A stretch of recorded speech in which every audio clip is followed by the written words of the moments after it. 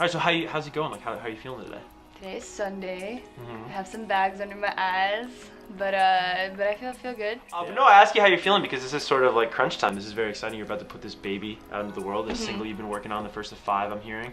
How are you feeling about that? It's about time. About time, long road? I feel good, yeah.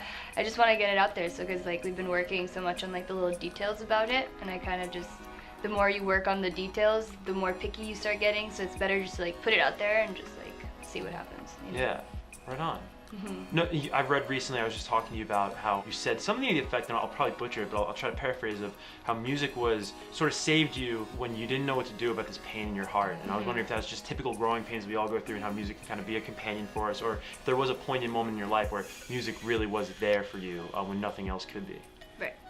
Well, everybody has this, like, I mean, a lot of people with anxiety, and I have anxiety, have weights on their heart always, and I think that people, when they don't connect with that, it manifests in a very negative way. So instead of me letting it just cook and like take over my body, I would just use music to let it go. Because especially growing up in New York, so much energy around you constantly, and being super sensitive, I would absorb all the energy and needed to put it somewhere. So as I just talked about just a few minutes ago, is we are in crunch time here. You're about to put this record out into the world. It's called Beach Break. Yeah. And you recorded this, where did you record this? You recorded this overseas somewhere? In Nicaragua at a place called Maderas. Okay. Amazing place. Yeah, what is that place? Magical It sounds place. incredible. I'm scared of giving it away. Oh, is it secret? Well, don't too many people, but okay, I'll tell you. Yeah. It's a little village 3 hours away from Managua, where it's in Nicaragua in the jungle. And a friend of mine started with his friends, and it's just like little like hut houses, beautiful houses with random dogs running around everywhere, and like really cool people backpacking through, a lot of yoga, a lot of surfing, and there's a recording studio in the middle of the jungle. Super cool studio, really legit, that we took complete advantage of. And your manager was telling me that the sounds that you hear at the beginning of the song I'm from the jungle. they're real sounds. Yeah. It's crazy. Yeah.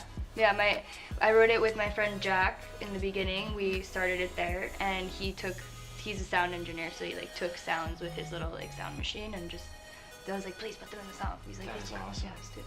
Yeah. That is really cool. For those that haven't heard the song, Beach Break is quite literally taken about these breaks you would take right from the studio. Well, we would wake up, go surfing, do yoga, and then when the sun would get a little too hot and we'd done with the surfing, we'd go into the studio and work a little bit, and then go back for like sunset, and then after dinner we'd go back to the studio. So it was just like, it's like in the studio you think you're somewhere like New York, because like it looked very professional, and then you'd step outside and there's like monkeys making noise and like parrots and all these crazy things in your face. It's awesome.